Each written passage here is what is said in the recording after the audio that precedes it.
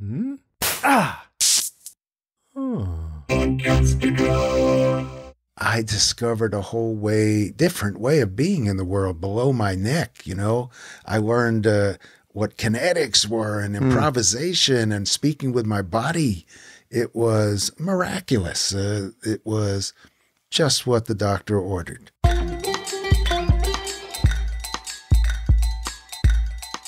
Podcast Junkies, episode 153. Welcome back.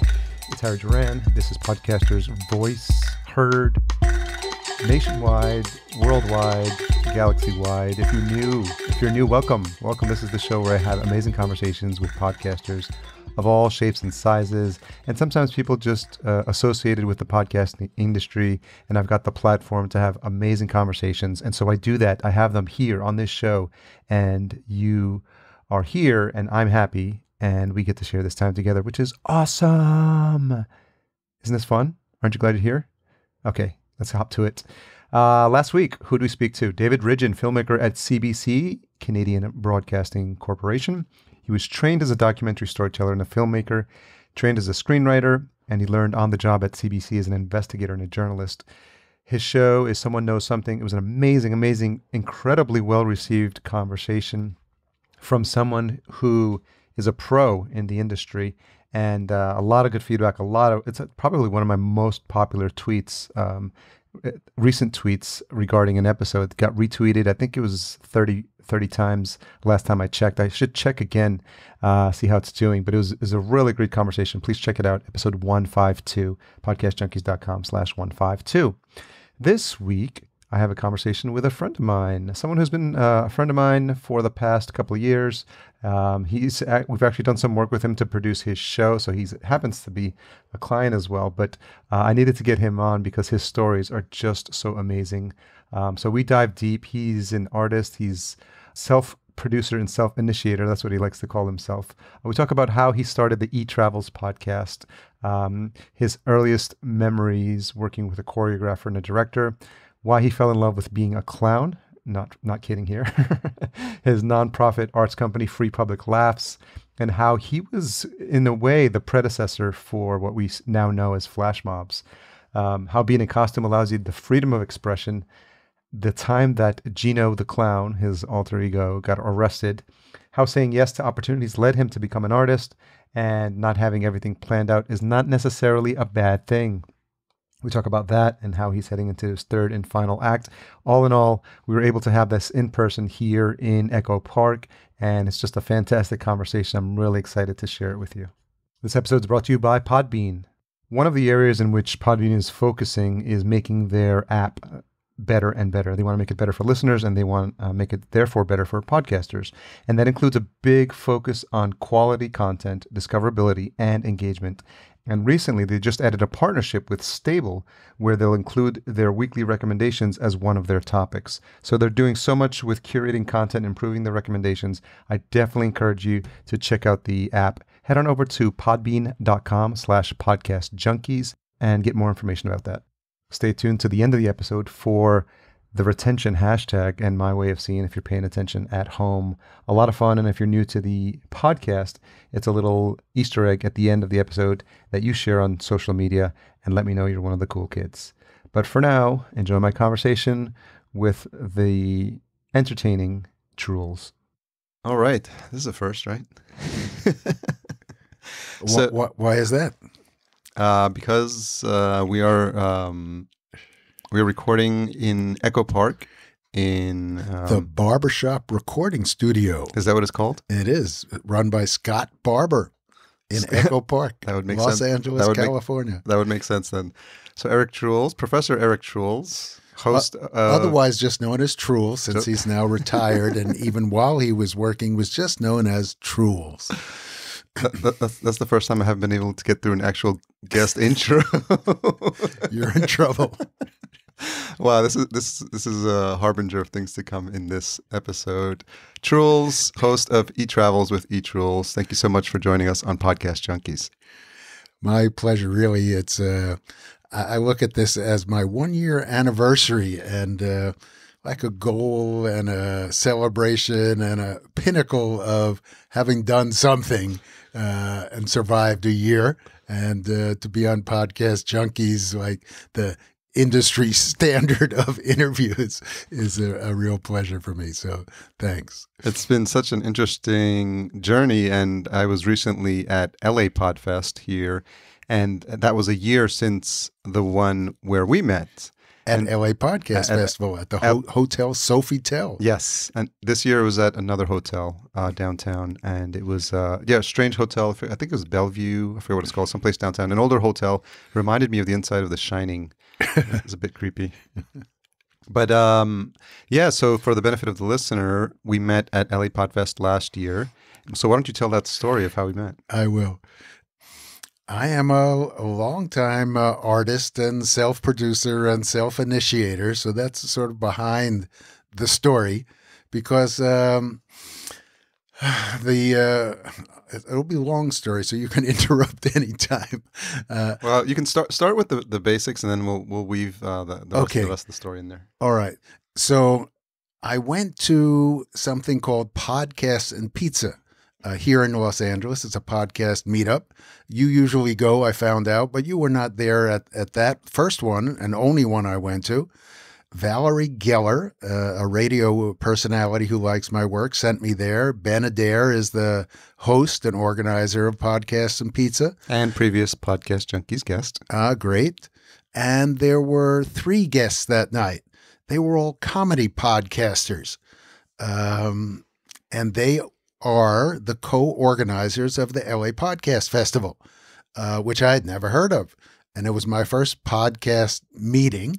And the LA Podcast Festival was, I think, at the end of the week, Friday, Saturday, Sunday. And I had just sort of jumped in and said, I'm going to do a podcast without really knowing how to do it much at all. Other than being a storyteller. I had lots of stories, and I had recorded a bunch of them at USC with this grant I had. And but I didn't know how to get a host, which host to get. I didn't know much. So I felt like I needed and wanted a podcast producer. I walked into the hotel on the first Friday. I think I said I was only going to go one night, and I roamed around, and I went into what was going to become the recording space for the live interviews. And there were a couple of people sitting around at opposite ends of a long table, not even speaking to each other at all. And I said, hello, my name is Trules. I'm looking for a podcast producer. Would either of you know a podcast producer? I know it's a long shot. And if you happen to find one anytime tonight, look for the guy in the blue hat. That's me. And introduce me. And they said, sure. I walked around for another half an hour, went to the line on the bar, stood for drinks. And Z Holly, also previous guest. The name of her podcast is? The Art of Manufacturing. Right. And she's also had a good connection at USC. She used to work for the president. She comes up to me, the guy in the blue hat, and she says, this is Harry Duran. This is who I mentioned I might be able to introduce you to. And from that moment on, I glommed onto you. And I had sort of similar energy as I have today. And I must have told you about myself and my podcast. And I said, I really need a producer. And you didn't say, somehow you indicated that you might help me out. And I said, that's all I want. I'm going home. And you said, I could use a ride home. I said, where do you live? In Silver Lake, which is adjacent to Echo Park. And I drove you home, and I found out where you lived. And I stalked you for a long time, meaning you invited me over to learn the technology of creating and launching a podcast, for which I am forever grateful. And in that way, you became my podcast mentor and guru. And I've learned a lot about podcasting, mostly through you. So that's a great story. And I think it speaks to your interest in realizing, I think there's probably an inflection point where you were winding down your career, you were about to retire. And I think the reason, let's talk a little bit about the reason why you decided to start a podcast. Because when you got into LA Podfest, you were well on your way to doing some of the production yourself, and maybe talk a little bit about the team you had assembled. And so talk a little bit about the genesis of the actual podcast itself. That's not so hard because it didn't, like a lot of things in my life. Life is what happens while you're waiting for your plans to work out, You might go to the LA Podcast Festival anyway, I've been I teach theater. I taught theater at USC for 31 years. I'd been performing for almost 5 decades of my life as a modern dancer and a clown and a storyteller and a filmmaker. So I had done a one-man show of all travel stories in January of 15.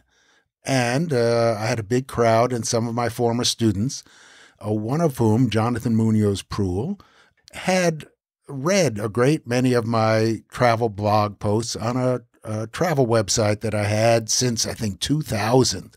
It was called eTravels with eTrules. Asked me later where I got that title from. And Jonathan said after the show, which was really well received, he said, "Trules, I've been reading your blogs for a long time, but hearing your voice is so much better. You have to do a podcast." And I basically said, "Podcast? What's that?" Because I think a lot of people from my generation, the baby boomers, are a little behind technologically and just don't know the technology or the wideness of the podcast field. So that's why I didn't know anything about it technically. So it was my last semester. Going into my last years, I was on a phased retirement, and they very generously offered the outgoing professors a grant on a project of their choosing. And I said, I want to do a podcast. And they gave me a substantial amount of money, which has sustained the podcast now into the second season.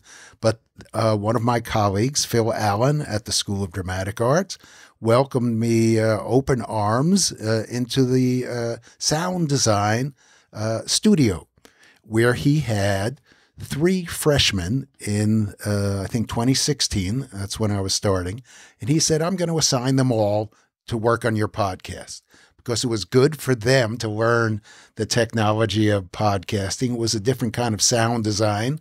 It was a little like film scoring because of the way I sound design the stories. And he gave me these 3 freshman sound designer, one of whom has continued with me from day one, Alicia Bermudez. She does sound design. That means she edits the episode. She does sound effects. She does credits. She mixes everything. She's really cares to become a professional, and she works with me professionally creating the podcast. Then very oddly, through payroll at USC, one of my financial administrators, Crystal Balthrop, a shout out to her, went through payroll stubs of the School of Cinematic Arts, where they have a lot of film scorers. She found a film scoring student who was on payroll at USC and introduced her to me absurdly, by accident, and she has become the music composer, Amanda Yamate, and she is terrific.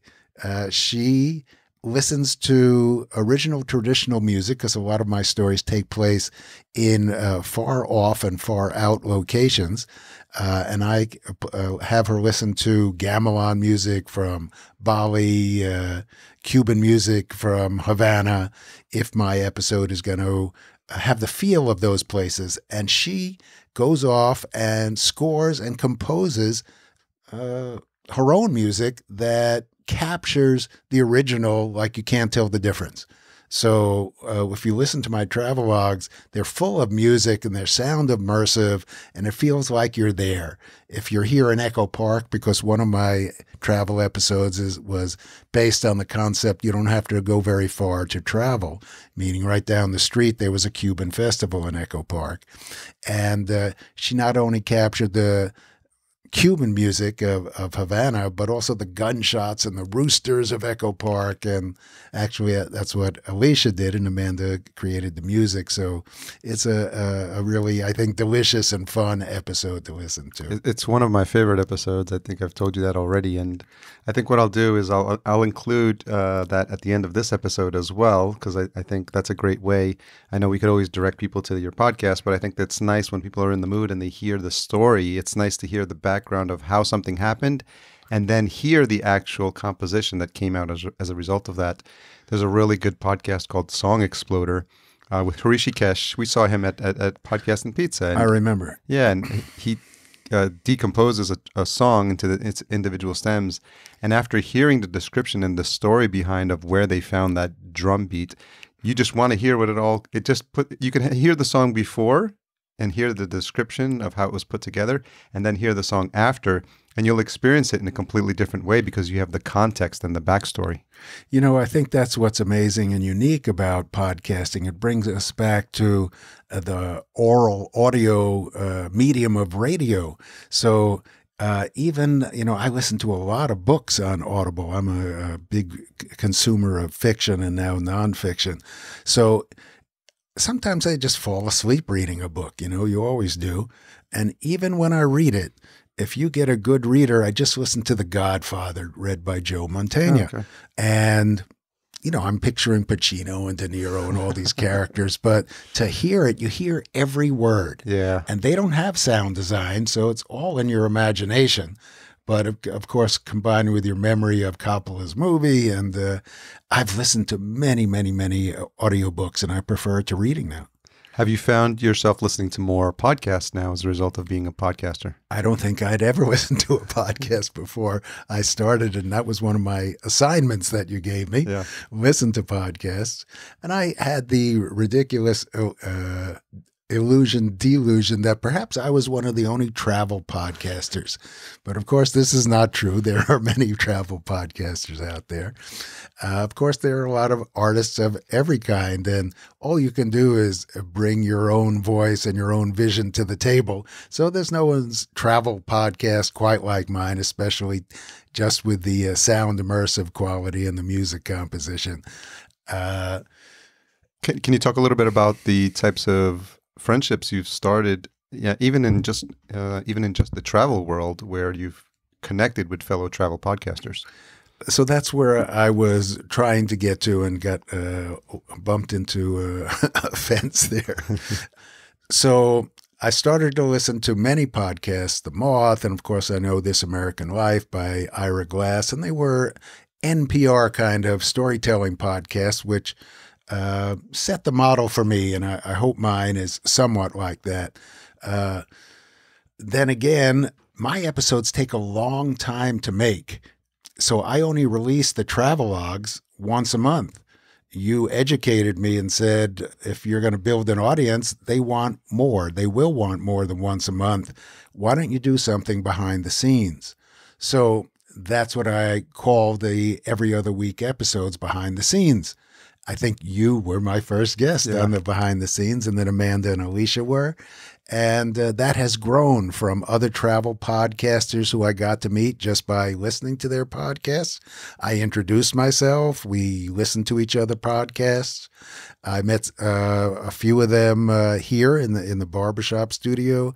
I had done a great interview with Travel Stories podcast guy, Hayden Lee. That was a good one, yeah. Yeah, who I met at Podcast Movement. Okay. But then I met some people at Podcast Movement, like Shannon Moore from Podbean and Kate Erickson, who produces Kate's Take and EO Fire. Yeah, she works with John Lee Dumas. Yeah.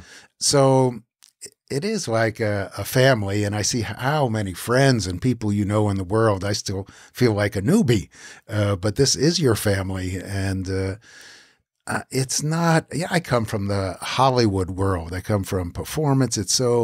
I became an artist because it was about self-expression and creativity. Shortly into my early dance career, I learned that artistic expression comes at the great price of tremendous competition. And once you come out to Hollywood, it's a ruthless business. Loyalty doesn't count. Friendship doesn't count. It's all about self, me, me, me, me, me. And one of the most amazing things that strikes me about the podcast movement, and I don't just mean the convention, is both their language, where they talk about giving value first before expecting something back, and the generosity and friendship between all the people that I've observed and started to meet myself. I think it's truly unique, and it's very amazing to me. Okay, what's your earliest recollection of performing? What brings up one thing is that I had never performed until college, until after college. I was a very repressed kid. So my performance desire and language and need comes out of the volcanic need of explosion. I felt like a volcano who was repressed. So when I got out of college and I got a high draft number so I could avoid the Vietnam War, first I got in my car and drove up and down the country. So that was my first solo travel experience. I stayed on the road for 6 months and just went to every place I'd ever heard of or never heard of. But then I ended up in Chicago, where I looked up an old wannabe girlfriend. She had never, I had never realized that unrequited love, but she was a great friend. And she sent me to a theater right down the street in Old Town Chicago. And I climbed the steps into an open, giant, like barn-like rehearsal room. And they were rehearsing this very strange avant-garde play called Naked Lunch by William Burroughs. And they had updated it to post-1968 Chicago. There had been this a big Democratic convention there where it got a lot of attention because of the police brutality and the birth of the Yippies with Abby Hoffman. So I had long Jew-fro Abby Hoffman hair. And they asked me as soon as I walked in the room, "Are you an actor?" Now, I was not an actor, but I had done 3 months of a dance workshop in New York. So naturally, I must have had the actor instinct because I lied and I said yes. And then they said immediately, "Do you want to play the role of Abby Hoffman in this Naked Lunch production?" And that's a big role. Yeah. Yeah. But just because I looked the part and, but I said, "Wait, I'll let you know in a couple of days." And in this building, there were auditions for modern dancers. And to make a long story short, I didn't take the role in Naked Lunch as Abby Hoffman, but I became a professional modern dancer for the next 7 years in Chicago. And that's where I first started performing and creating original work. We had a choreographer director, but in those days, the late 60s, 70s, there was such a thing as collective, make work together, do things together. Everybody had an equal place at the table. So this choreographer, who was a few years older than the dancers in her company, was wise enough to create with us. And we made great contributions. And it was such a channel, an avenue for my own creativity, that's what was great and made me move towards performing. And then I eventually became a clown and a storyteller and a filmmaker, and it's been nearly 50 years. How much of the current climate, the climate at the time, colored the types of performances the group is putting on? I think because our choreographer director, Shirley Mordine, who I hope maybe will hear this episode because I owe her a great deal of giving me this original opportunity. I was sort of unwashed and untrained, and she needed male modern dancers who were in rare supply those days, and she took a chance with me. Because of her, we stayed in the dance studio. She was very interesting. She did dance theater before it became called performance art. Mm-hmm. This was the early 70s. And we were swinging wire sculptures and doing very unique, original, exciting work. The city of Chicago really took to us, and we got great press. And we always talked about bringing our work outside of the studio. meaning to the public in some way, because it was 68 Chicago. It was 70s Chicago. We the people, power to the people, alternative culture, no pristine academy. No, don't listen to your parents. Don't respect materialism and money and all this stuff. So, we wanted to be out in People's Park, but we never brought our dance work there. Yet, one of my jobs in being a member of the dance company was teaching dance classes at Columbia College, where we were in residence in Chicago. And one of the very last classes, I asked my dance students to bring in found costumes from thrift stores. And I went out and got myself a costume. I purchased some Max Factor white pancake.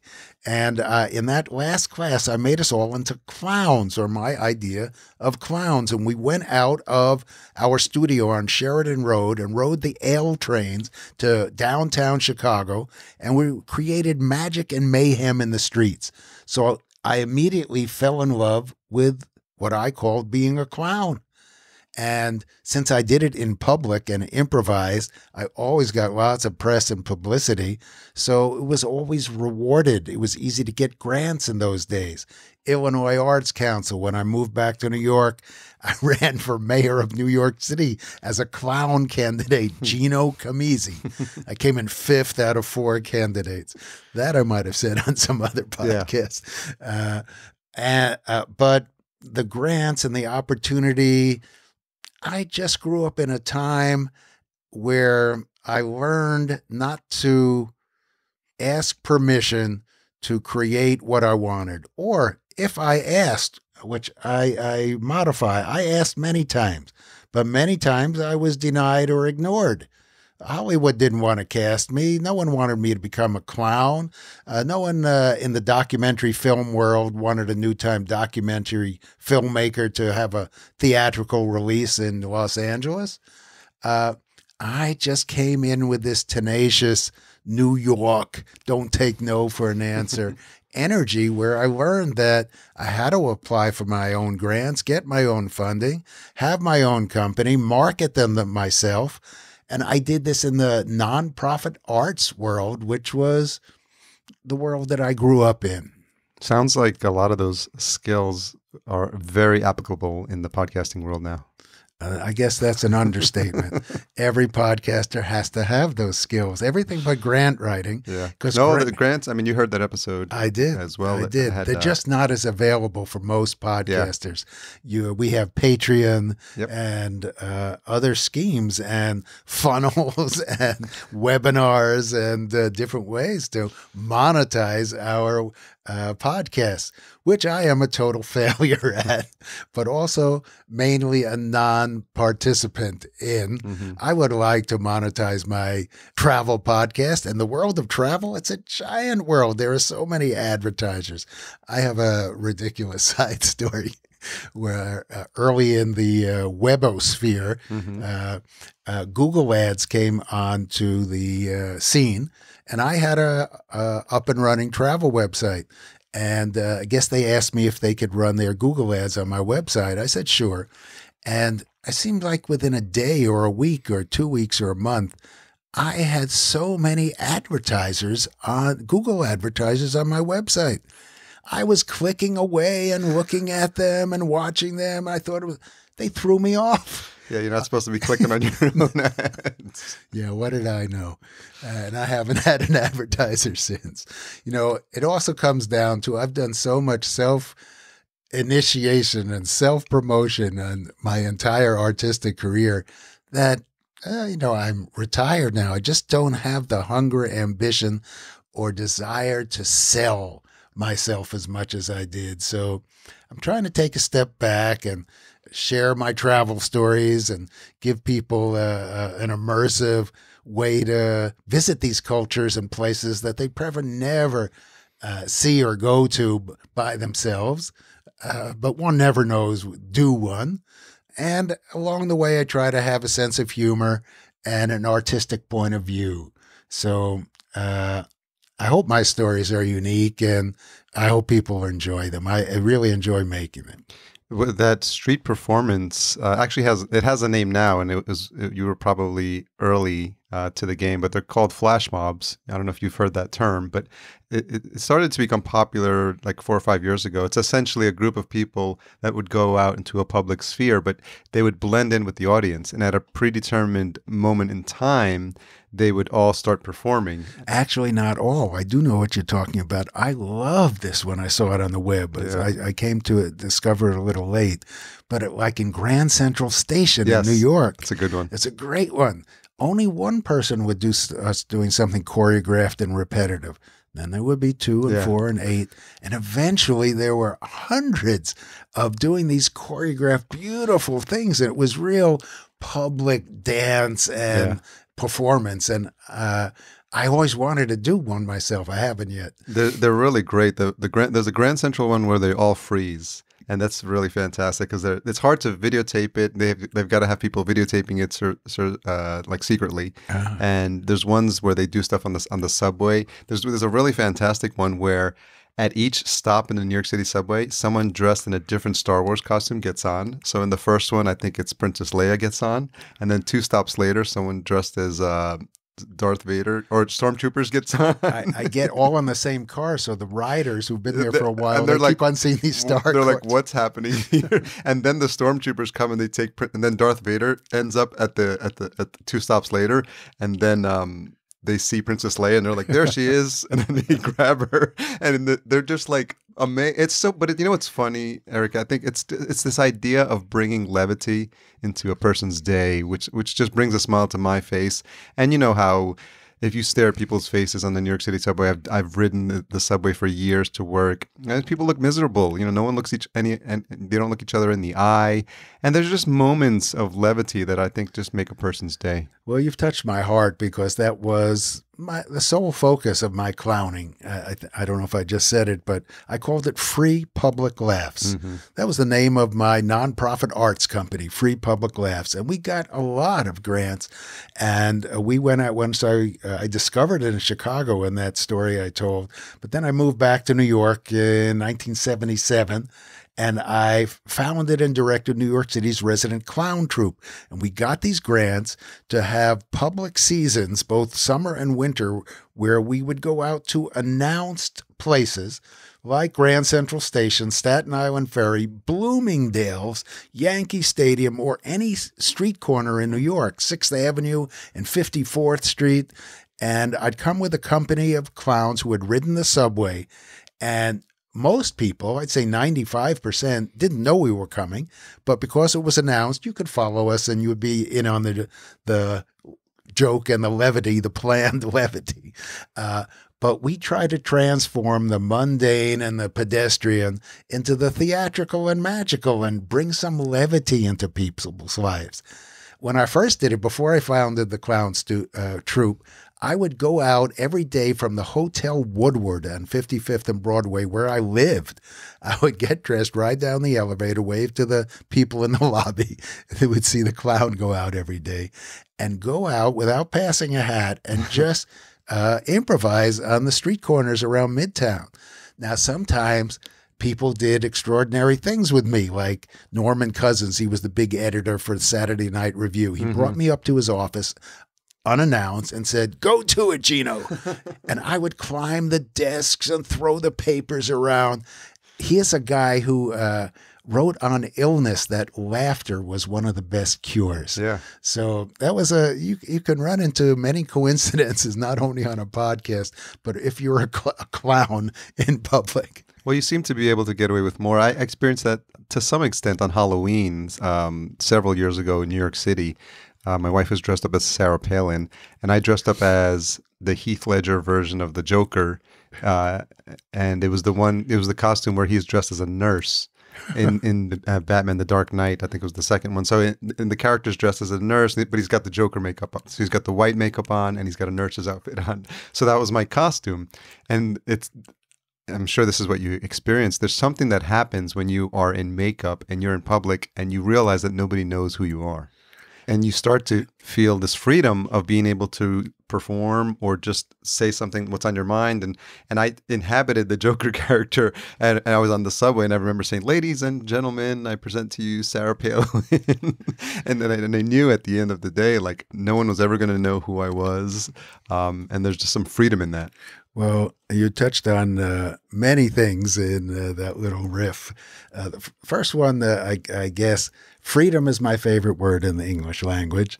Because I felt so repressed, what I needed to discover was myself and a free way to be myself. So that's what I always taught in all my courses at USC in one way or another. And many people would see me clowning, and they'd say, well, that's still you, but it gives you permission to do all these wild and crazy things that you always wanted to do that you could never get away with. Now, this is true, yet I was so committed to that clown character. It was me, and certainly not me at all, because Gino, who I always refer to him in the third person, was, a liberated character, energy thing in the world, when he ran for mayor and he was at Studio 54, and that was not me. It required a level of risk-taking and openness and wackiness that certainly I have within me, but it let it out of the bag and demanded it. So literally, I would climb a tree and walk out on the branch, and everyone loved it, but I'd have to go further. And then I'd have to go further. And I never knew when the branch would break. Oh, man. But that's the kind of risk-taking that a performer and what I try to do as a clown. I would sit in people's laps, steal girlfriends and boyfriends, direct traffic, all kinds of crazy things. I was arrested once in the 57th Street precinct, Midtown Manhattan, as Gino. I didn't have any identification. I just insisted without speaking. I didn't speak except through a kazoo that I was Gino Camisi and I was running for mayor. And what was I doing wrong? And did I want to be arrested? Yeah, here are my hands, handcuffed me. And all the cops bought into it. Yeah. They said, "What do you want, Gino? What do you?" And they were bringing all their pals. I was inside the jail cell. Already at that point. Yeah, I was making them all laugh. It was a commitment on my part to be a clown that it was sort of inarguable. It wasn't like, okay, in that suit and makeup, I could say I was Eric Trules, because I wasn't. I wonder how much of that is really you, like your nature. Like, is this the true Eric Trules that I'm speaking to now, or have you been able to express? I think it's safe to say that is part of you. And there's a lot of societal norms that dictate what we quote unquote should or shouldn't be doing when we're out in public. And it's refreshing to see behavior like that, because I think when people are attracted to it, it's because there's something in them that's being repressed, I think, and they're able to see that someone can magically exhibit that type of behavior and not really get in trouble for it. And it almost shows them like what's possible, and who knows who you've inspired to do something out of the ordinary. And it doesn't have to be to the extent of dressing up as a clown and getting on a tree branch, but you may have pushed them to speak up in class or just do something a bit outside of their comfort zone. I have wanted to, committed to doing so, to teaching that and trying to practice what I teach, not preach, but teach. And that repressed part, matching with the rebellion of the 60s, has made my entire life the focus of trying to go beyond convention, have people laugh at themselves, challenge authority, and to do so in a theatrical, magical way. I think that's what attracted you to me, or allowed me to find you at the LA Podcast Festival. I was sort of lit and performing a little bit that night, as I might be now for all I know. But the other thing you said, yes, it's a part of me, of course, and it's a joyous part. And who doesn't like joy? But then again, we have so many different parts of ourselves, right? You have such a big podcast part. Now I suddenly have a big father part. You know, I'm a first-time father at age 70 now to a 10-year-old boy. That's a trip, man. But it's as amazing as clowning was for me to immerse myself in that. It's not all joy and challenge, and it's for someone else. So it's so different. But that's the trip of being a parent. That's an awesome thing. So it's something else I wanted to mention, you know, behind the clown makeup and behind your Heath Ledger nurse costume, yes, the actor does and the person can find freedom, but that's existed historically throughout cultures. That's what costume balls were. Nobody knew who they were in the cowls they wore. And people would have romances and never know who they were. You know, it was that invisibility disappearing into costume and character that has always been attractive and powerful. You've mentioned this a couple of times, so that's why I'm going to come back to this idea of being repressed in college. Yeah. I'm wondering if you've ever thought about, in retrospect, like why that was. Oh, yeah. I've spent most of my life in my own therapist chair. The only time I went to therapy, the therapist seemed to be more entertained than value I was getting. So I just didn't get much value out of it. But yeah, I've spent my whole life, and even the travel stories are my perspective of these places. So somehow... ask me the question again. Just curious about what was the source of the repression? I was always trying to be a good boy. Okay. I grew up in the button-down 50s. That's what we were all rebelling against. It didn't look right, the white collar and the tie and the picket fence and the job in Manhattan by the Long Island Railroad train in the morning and back at night, and 2.2 kids and cars, and it didn't look right. And I guess my parents did the best they could, and they were loving, in retrospect, wonderful parents, but they never pointed me at or asked me who I was, what I liked. It was all external. I was supposed to become a doctor, get good grades, and so I never knew who I was. So sometime in the middle of college, between the turn on, tune in, and drop out, that was a good prescription for me to expand my mind and discover who I was. And then when I didn't go to med school or take a draft deferment and became a dancer, I discovered a whole different way of being in the world below my neck. You know, I learned what kinetics were and improvisation and speaking with my body. It was miraculous. It was just what the doctor ordered.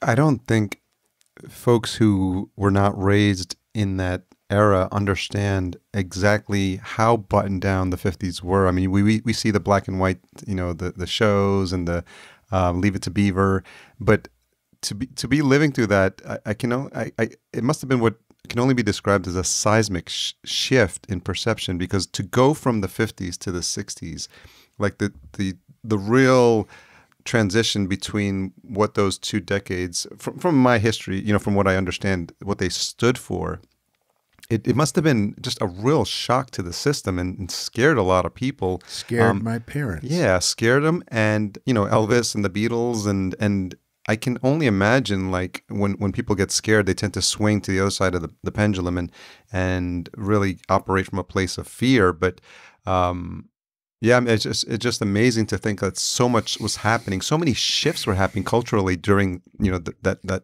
change from the 50s to the 60s. It must have been an incredible time to grow up in. It was, and it's still in my bones and in my blood and who I am. So I look at the rest of the world who's not there with me as sort of odd creatures, and somehow back to conformity and convention and the pursuit of money and measuring success in those funny ways. But my story, the one I told, from my son, the doctor, to hip thrusting, modern dancing Elvis, you know, because that's the part they cut off about Elvis. On Ed Sullivan's show, yeah. they cut off from his waist down because that's what was being repressed in the 50s. You know, that kind of sexual American Puritanism. And Elvis waggled his hips, and we learned rock and roll from black folks, and the lid was let off. And that's where we moved from. That's what dance was. It was the freedom of expression coming from the hips and the pelvis and the body and sensuality, and women's liberation and sensuality, because their sexuality, they were given the same ticket to ride that the Beatles and the era gave us. Is that what drove you? Was that what drove you to become a dancer? Because not a lot of men at that time were becoming modern dancers. Life is what happened to me while I was waiting for my plans never worked out. Life became my saying yes to opportunities that came our way, and I accepted. So I never aspired to be a modern dancer, but I aspired to find something that would let the cat out of the bag. So that first became a theater workshop in New York in the 70s, 1970, on Waverly Place, that led me to meeting Jacob, the Israeli dancer who was an apprentice for the Joffrey Ballet, who had a crush on me, and I became a member of his dance company. And then I left the country because I met Curly Joe, who lived in the Ohm Zig loft with me, because I left suburban New York and the button downs into the countercultural of 1970s avant-garde theater. Daffy was a 6'8" ex-heroin junkie. His wife was 5'1" dancer Norma, and they let me move into their loft. So that was... I don't know where exactly I'm going, but my story is emblematic of the era, and it was seismic for the Woodstock generation. Yeah. That release of rock and roll and marijuana and sex was the most powerful thing that ever happened to my generation, and I would think to a person, if they gave themselves permission, had the curiosity and desire to explore any and all of that. I think what happens now is, you know, as bad as things are, and people see that there's a lot of bad too. Yeah, but it's all in perspective, right? You've lived through some crazy times as well, and you've lived through some crazy administrations, and I think it gives you perspective, and I think you tend to see it as it happening in waves, right? We can't always swing too much to one side, because people on that side would freak out, and then we start to move to the other side of the pendulum. I think more and more now, people are becoming more accepting of different attitudes and different personalities and different experiences and opinions. But I think, does it allow you to put what's happening now in context, having lived through what you've lived through?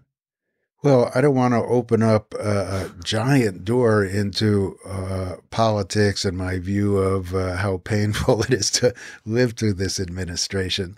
But with the perspective that you're asking about, it would seem, because it's always happened historically and in my time, that this administration and our president will leave such a mark that it will drive people to quite an opposite extreme. That might be affordable health care for the whole country, that would be the opposite extreme of what's going on.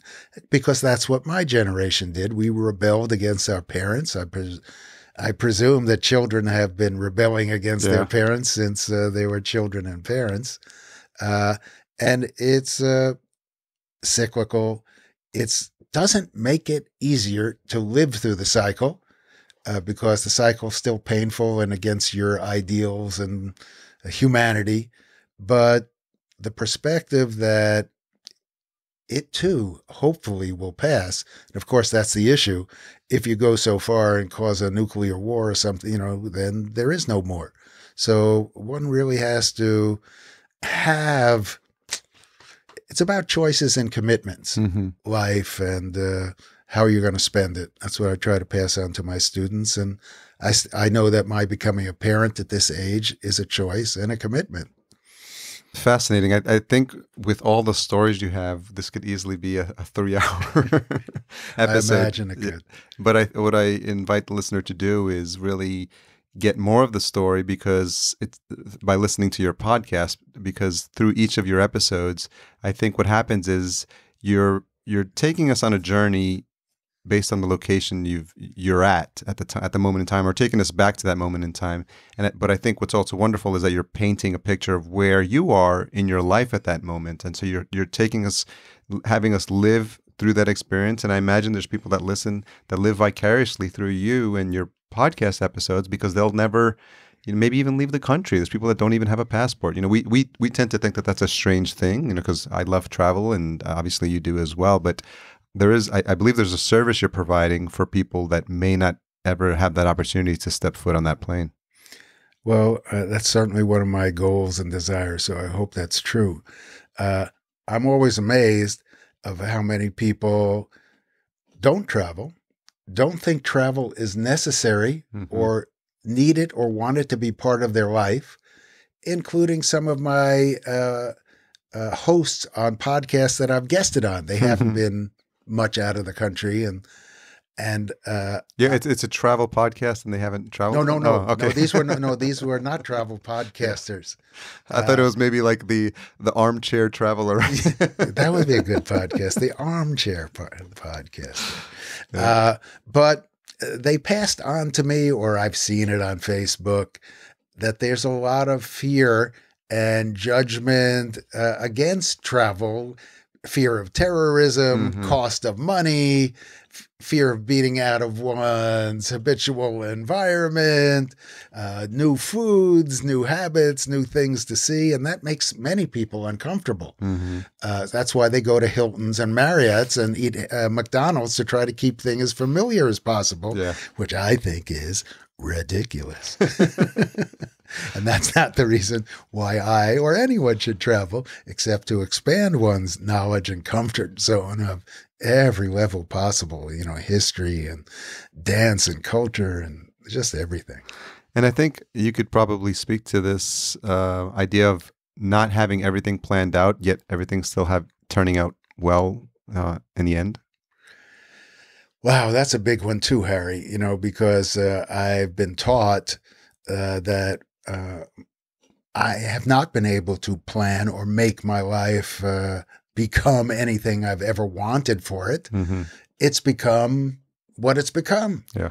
I never planned to become a clown or run for mayor of New York as a clown. I never planned to become a college professor or do theater or marry a woman 31 years younger from myself from Indonesia who didn't speak English, or bring an 8-year-old boy from Sumatra to be my son, adopted son. So that's the thing. Yeah. How do I keep this alive as I head into my third act, which will be the final act? One can fear and seize up and that you're not going to have enough money and the government is taking things away. Or I can try to coach myself into seeing life as unknown, and what will happen should hopefully continue to be as lucky and fortunate and creative as thus far. Even as Philip Roth, one of the great American novelists, says, he says, aging is not a battle, it's a massacre. That's a terrible thing to face, but all of those, that's intense. All of those who are looking at the back end and not of a podcast. Very funny. A couple of other questions as we wrap up. What have you changed your mind about recently? My expectations for my podcast. I'm trying not to demand so much from it or for it, and try to accept what it is and try to enjoy the process. And a little bigger than that I would ever want to be a father. What is the one most misunderstood thing about you? That I'm a prick. I'm someone who has a lot of enthusiasm and joy for things and a lot of judgments, and I can be judgmental and hard. But I'm most of my students who stuck with me, those who didn't drop because they were intimidated, I can be intimidating, know that it's tough love. Those were my best teachers, the ones who had tough love. And it was really hard to get to their level and standards, but they brought it out of you. So that's what I always want to do. I naturally want to get it out of my son now, but at the same time, I don't want to take any of his natural joy and enthusiasm out of him. So that's a real challenge and battle. But I am quite a fun-loving, creative, even enjoyable guy that a lot of people might not know. I can vouch for you. Don't worry. Well, Trules, thank you so much for taking the time. And it's been nice. It's always nice to do this in different environments. We are at the barbershop studios here in Echo Park. So it's fun for me because it's just a different environment, a different energy. We're doing this face to face with our headphones on, and we've got the Echo Park neighborhood outside the window, and With it's my just son's school right down the street.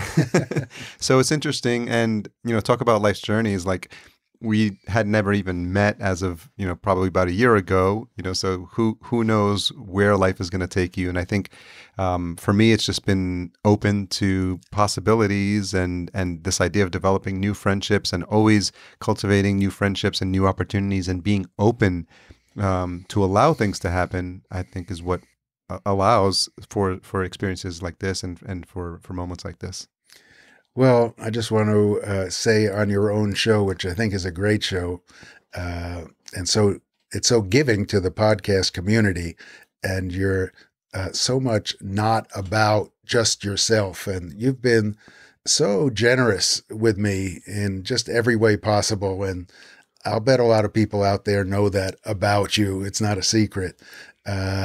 And I'm just very grateful and thankful. And so this is, like I said, a culmination reward to be on your show, to see your smiling face. Harry does smile a lot. Well, what's the best place for folks to track you down? Probably at erictrules.com/podcast. But if you just go to the erictrules.com site, you can see all my ventures through most of my lifetime, including my film and my clown troupe, et cetera, et cetera. Eric Trules is ERICTRULES.com. I hope you'll go there and listen to some of the stories. And what we'll do is something special this episode, and something I may start to do with future guests is include a little snippet of their podcast right here in this episode. So we'll put in, I think the Echo Park one is one of my favorites. And so we'll have you listen to that and then give some feedback to both Eric and myself. Let us know what you thought about it. I think you'll be pleasantly surprised at the level of production and the care that goes into these episodes, which I think surprises some people when they first listen to them. All right. Thanks for coming on again, and I hope you have a fantastic day. You too, Harry. Thanks so much. Thanks again to Eric for coming on the show. Full show notes available at podcastjunkies.com/153. Check out our summary, timestamps, links mentioned, and some tweetable quotes. Eric's definitely got some interesting comments that I think it'd be fun to share. So check that out, podcastjunkies.com/153. Proud member of Podcastica at podcastica.com. See the whole range of shows. Intro and outro music composed by Cedar and Soil, cedarsoil.com, to see what he's been up to lately. Don't forget to support our episode sponsor, Podbean. Eternally grateful for the support they give the show. Podbean.com/podcastjunkies. And again, the offer still stands. If you need help setting up your show and you're signing up with Podbean, let me know and we'll get a half hour of coaching free. Or let's make it an hour for this specific episode. I want to help you guys as much as possible. So only if you've listened through this episode, and specifically this one, that's the only way you'll find that out. Tune in next week. We've got a great conversation with David Steele, host of A Quest for Magic and Steel and Arc City. Fantastic shows. One of them is about Dungeons and Dragons. We met at MapCon, and we have a fantastic conversation. If you made it this far, I think you're hunting around for that retention hashtag I mentioned at the beginning of the show. So we're going to do it in honor of his roaming life, traveling Trules, a bit longer there. Hashtag traveling Trules, TRAVELING TRULES. And you can tag myself at podcast_junkies and Eric at @eTrules. That's his Twitter handle, ETRULES. I'm sure he would love to hear it. Don't forget to sign up for our newsletter. It's at podcastjunkies.com/8tools, spelled either way. And if you've done that already, thank you. Get that review in. I haven't seen them, and I know that's on your to-do list, podcastjunkies.com/iTunes. Have a fantastic week, guys. Love you. Ahoy there, fellow travelers. Welcome to eTravels with eTrules, a personal and literary podcast of travel adventures and misadventures from around the world. This is Eric Trules, and thanks for listening.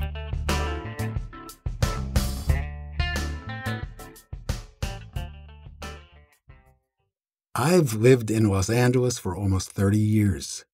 10 years in white bread Santa Monica, and 23 years in multicultural Echo Park.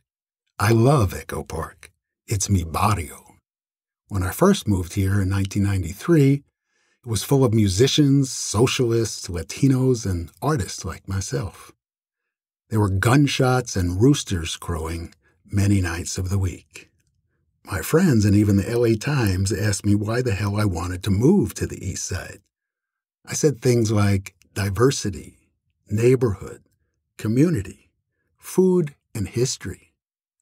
But then, about 5-6 years ago, the hipsters and professionals started invading Echo Park with their well-known urban phenomenon called gentrification. I wrote about it on the Huffington Post, and this controversial story is an adaptation of the blog post for this podcast.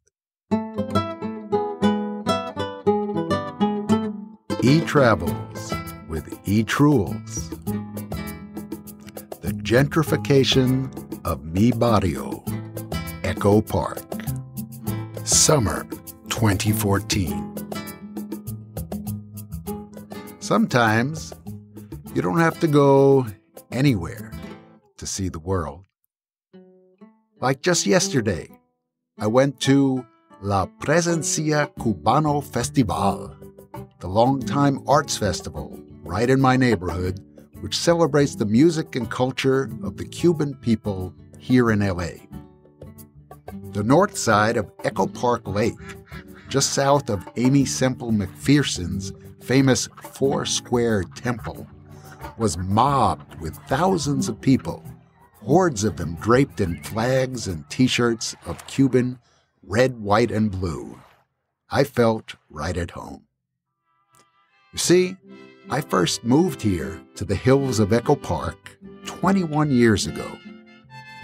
Actually, that's not a long time ago compared to the likes of the Gasporas, who lived next door uphill for over 40 years, or the Chins on the other side, downhill, who've been here almost as long, or Marion, just across the street, who died just last past spring at the age of 91. A left-wing politico who'd been living here on Red Hill for over 50 years. My problem at the festival was that I couldn't find a place to park.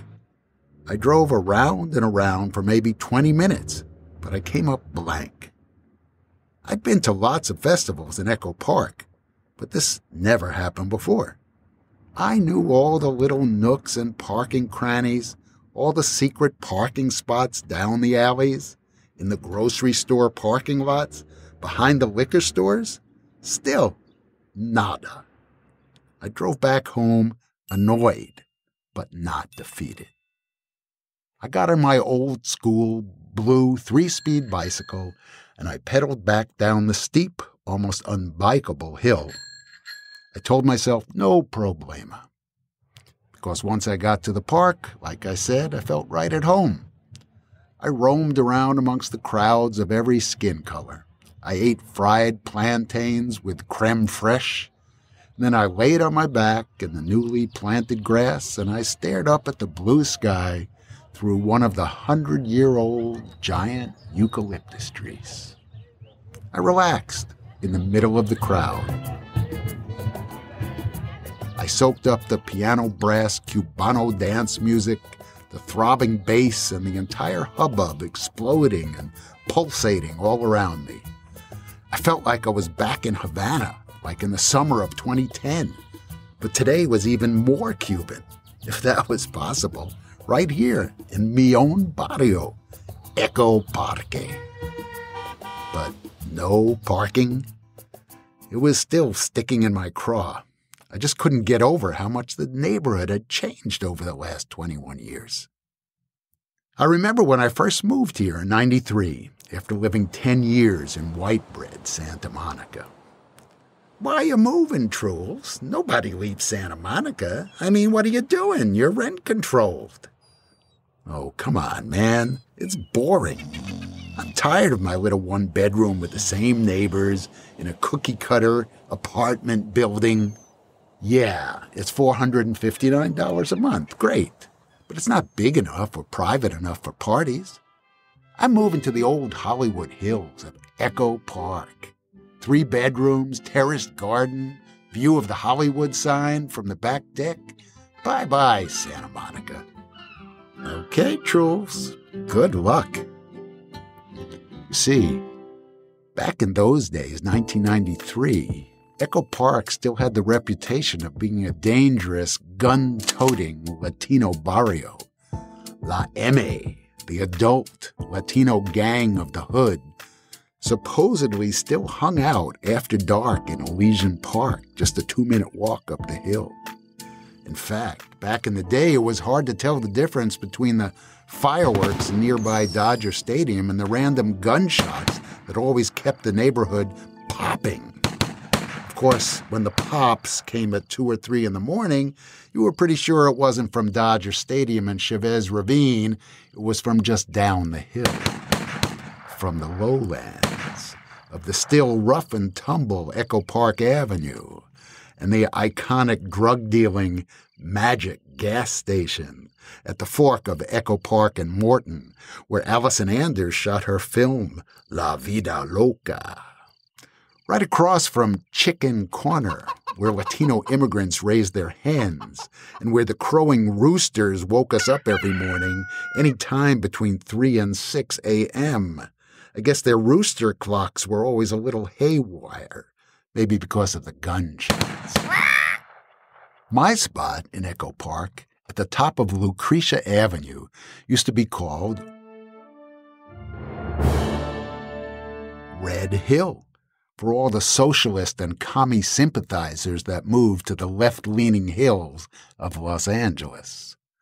That's right. Long before the hood became the trendy magnet for wannabe hipsters and musicians deifying the suicidal death of Elliott Smith, it was the home of social activists like Carrie McWilliams and Grace Simons and Leo Politi, not to mention Hollywood mavericks like John Huston and Steve McQueen, jazzman Art Pepper, and oddball artists like Jackson Pollock and Frank Zappa. These days, the hipsters are named Leonardo DiCaprio and Shia LaBeouf. But here's one radical not listed in Wikipedia. Marion's son. You know, right across the street, Marion? Her son was the lawyer for Sirhan Sirhan, the convicted murderer of Bobby Kennedy, right here in downtown L.A. in the Ambassador Hotel in 1968. In fact, for the many months before Marion had to be moved to a nursing home, she would sit home all day long, blaring the tapes of the Sirhan Sirhan Kennedy trial. Loud, round the clock. It would drive you crazy, which Marion clearly was herself. But I guess she hoped, by blaring the tapes, she was immortalizing her beloved, labor-lawyering son, letting all the fashionable newbies anywhere within hearing range know of her son's and the neighborhood's liberal bona fides. Now, ironically, right down the street from Lucretia on Echo Park Avenue near Sunset, there's a new Top Chef eatery called, don't you know, Red Hill. But back in the day, Echo Park was one of LA's first suburbs. It was called Edendale in the early 20th century, and it was the home of Hollywood's early silent movies. Cowboy star Tom Mix, Mack Sennett's Keystone Cops, Fatty Arbuckle and Mabel Normand, and even the young, scuffling little tramp himself, Charlie Chaplin, who appeared in his first film on today's Glendale Boulevard. Long before Hollywood moved to Paramount, MGM, and Universal, Warner Brothers and Fox and its movie stars moved to Mulholland Drive. They were all right here in Echo Park, waiting for their close-ups, having their affairs, and creating their not-so-silent headlines. So, how did it happen? The gentrification of Echo Park. Well, at least from one longtime resident's point of view, that is yours truly, it started right here, up the street, at the top of Lucretia Avenue. You see, there used to be a big, empty lot.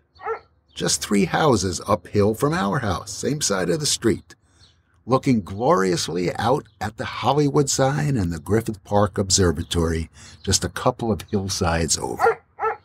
This lot was completely undeveloped, stark naked, for the first 13 years I lived there. Every time I walked Clay the dog uphill towards Elysian Park, he used the empty lot and the arid dirt just as he liked. Nobody cared. It was Echo Park, man. There were old abandoned cars and tricked-out El Caminos out at the curb. You could walk down the wooden stairway from Lucretia to Echo Park Avenue to take the red car trolley to clang your way to work in downtown LA just 50 years ago. But then, one sad and unremarkable day in the year 2003, some forward-thinking and entrepreneurial investors, started clearing out and leveling the empty lot, bulldozing and jackhammering and building, until about a year later, the lot was no longer empty. Instead, it was the commercial site of 3 modern single-family residences, all looking arrogantly down over Echo Park Avenue, out over legendary Tom Mix Hill, over to the sexy and almost touchable hills of Hollywood and Mulholland Drive. But these 3 new modern houses were all seen by us local longtime residents as monstrosities. Huge 3-floor, 4-bedroom, concrete and stucco boxes sticking out like sore thumbs in the historic neighborhood of 1920s wooden bungalows and 1950s one-story stucco houses like mine, built right into the hillside on long wooden stilts like beautiful architectural flamingos. Instead, these new concrete intruders hovering proudly atop the hillside now snidely announce the formal and official gentrification of Echo Park. The old wooden adjacent stairway was renovated into more durable and permanent concrete, and these new houses were put on the marketplace for $750,000 each. Maybe not much in terms of 2016 Echo Park real estate currency, but back then, more than a decade ago, a veritable fortune. And so, what happened was, in one upwardly mobile, fell swoop, these 3 new houses collectively changed the very fabric of Echo Park. They were quickly followed by Silverwood Properties down on Echo Park Avenue, and Phototeca Gallery, and then eventually by the pricey vegan grocery store that sells celery root and hijiki to our wannabe hipster neighbors, who naturally wear their prescribed, short-brimmed hipster hats and walk their young hipster babies and their well-groomed hipster dogs on tightly held hipster leashes past my old schoolhouse near the top of one-time Red Hill. And next, guess what? There was another empty lot on Lucretia. This one exactly across the street from us. The house that used to be there burned down 3 decades ago, and the Japanese family who owned it could never agree between themselves what to do with it. So the lot stayed empty, and Clay the dog fought coyotes there, and we could see the glow from Dodger Stadium when the Stones came to town. We can even hear Mick sing and the fireworks over the tree line. But eventually, the property was also sold about 6 years ago.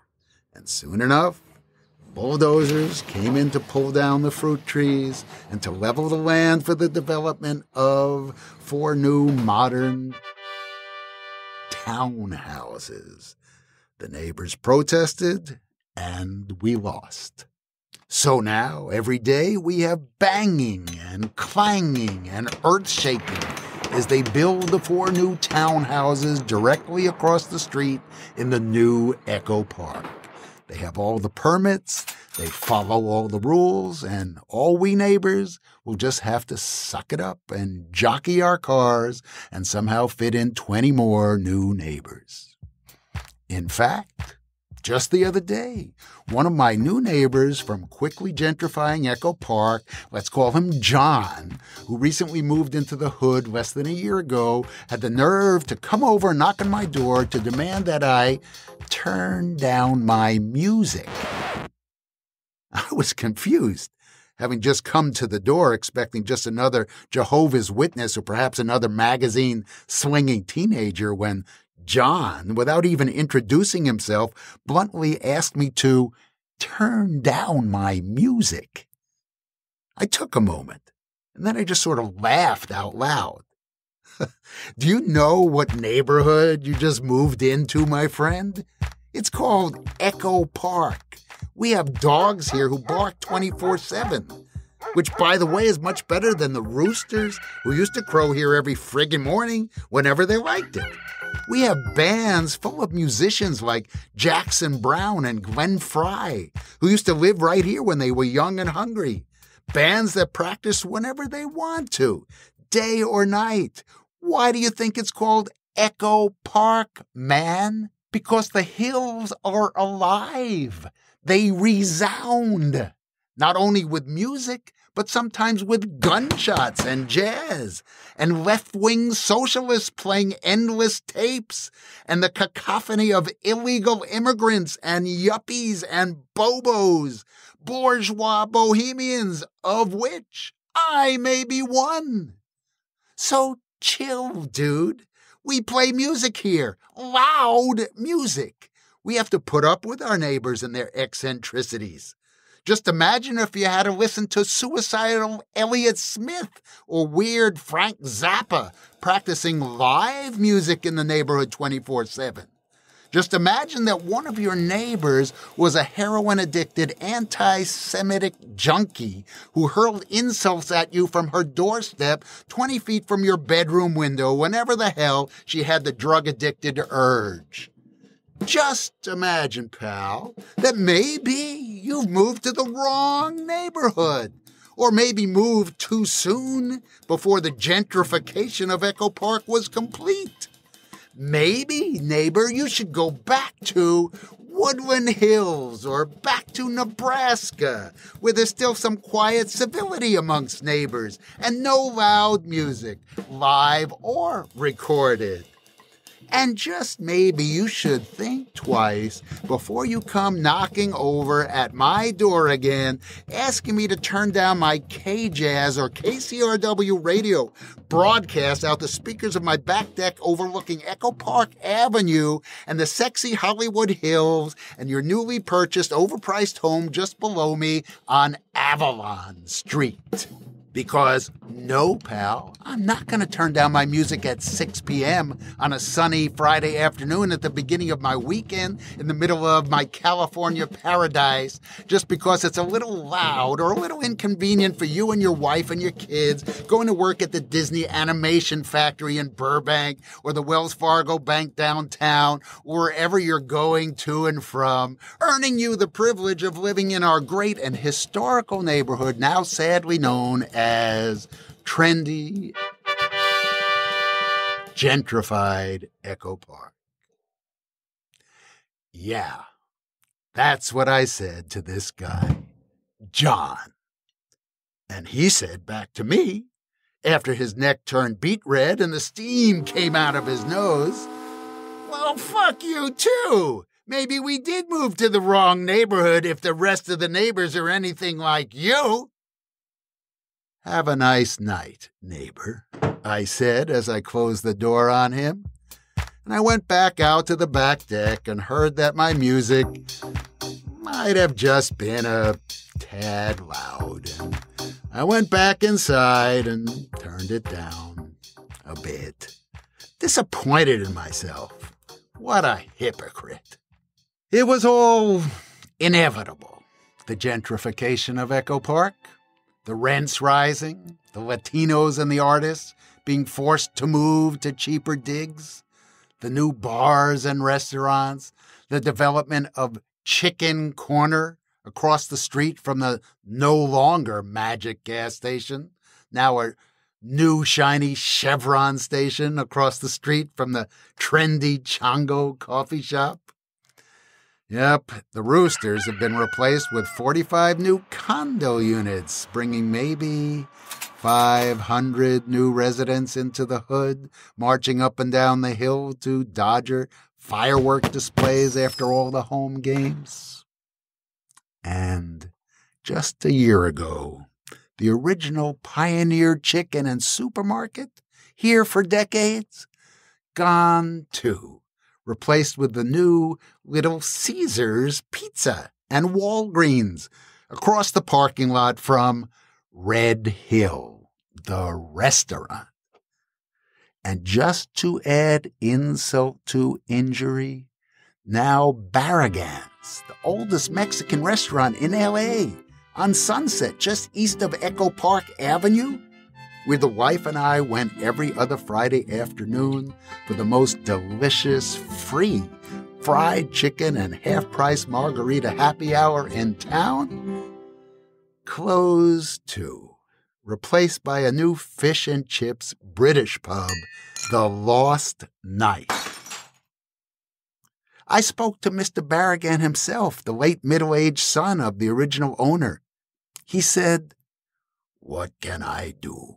The neighborhood is changing, and I am tired."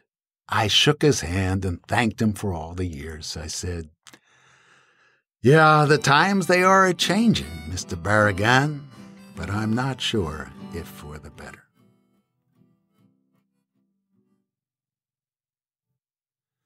So, for now, but for who knows how much longer, my wife from Indonesia and I from New York are still happy residents of Echo Park.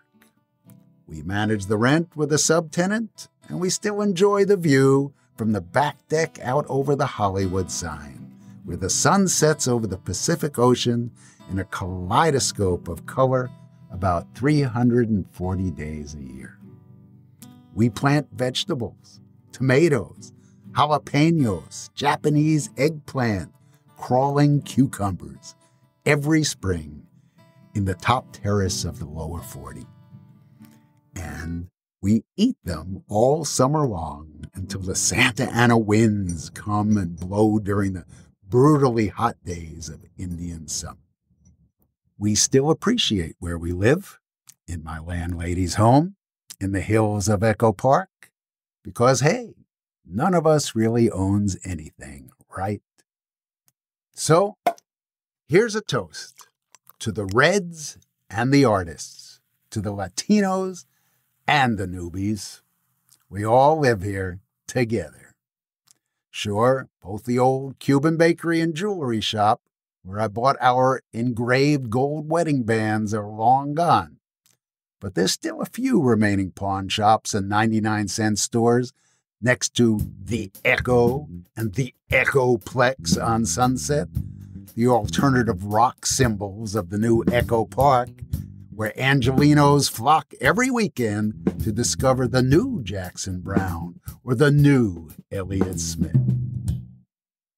And yeah, I now have to bike to the Cubano Music Festival because there's just no place to park around the newly renovated lake with all the new condos and all the new residents.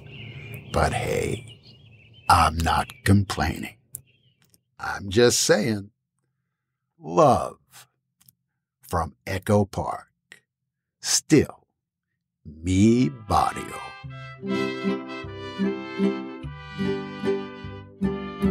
Original music composed by Amanda Yamate, sound designed by Alicia Bermudez, produced by Harry Duran at Fullcast.